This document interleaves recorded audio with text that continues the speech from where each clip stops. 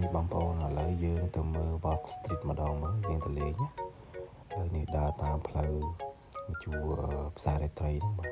អានេះមនុស្សច្រើនមែនតើគេមកមើលការរៀបចំសង្គ្រាមផងហើយមួយទៀតដើរលេងសាទិដ្ឋនៅកន្លែង Box Street ផងនិយាយថា Box Street លើកទី1ពេលដែលគេបង្កើតខ្ញុំមកមនុស្សច្រើនហើយរបស់របរលក់ដូរចំណីអាហារអីច្រើនមែនតើនិយាយទៅច្រើនប្លែកភ្នែកមែនតើហ្មងណាហើយនៅចិត្តហ្នឹងគេធ្វើរោង concert រោងអីហើយមានន័យថាសតតែមួយថ្ងៃទៀតចូលឆ្នាំអញ្ចឹងគេរៀបចំមកហើយបដាអញ្ចឹងណាហ្នឹងហើយបងប្អូនឥឡូវយើងមកដល់ហើយឥឡូវចាំមើលមកកន្លែងលក់ហ្នឹងណានេះឃើញហោហែអញ្ចឹងទៅមានណែមានអីគ្រប់សពមានមឹកមានភេសជ្ជៈមានរបស់ផ្លែច្រើនតែមានតាំងម្ហូបបែបចិនមានបែបឥណ្ឌាបែបអារ៉ុប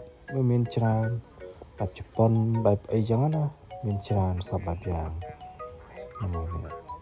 មិនខ្វះទេគេលក់ហោហែព័ទ្ធជុំវិញនឹងម្ដុំនឹងមាត់ទន្លេហ្នឹងហ្មង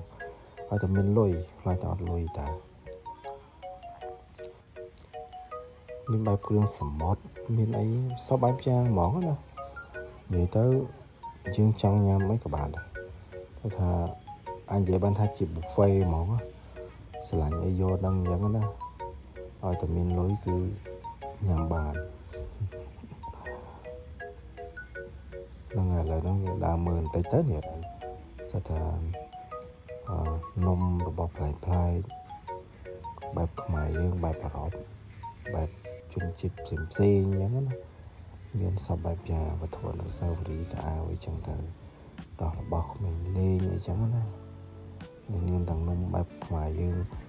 ពីដើមអីចឹងទៅខ្ញុំទៅហ្នឹងខ្ទង់ម៉ោង4តិចតួចអញ្ចឹង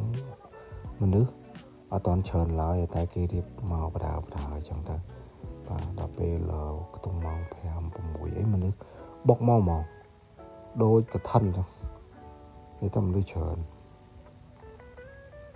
លក់ហោហែសពបែបយ៉ាងហ្មងណាផ្លែភ្នែកអត់ដែលមកទេនិយាយទៅអត់ដែលខានមកយូរហ្មង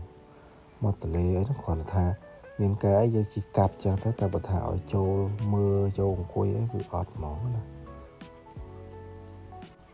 វីដេអូរបស់ខ្ញុំមានប៉ុណ្ណឹងសិនទេបងប្អូន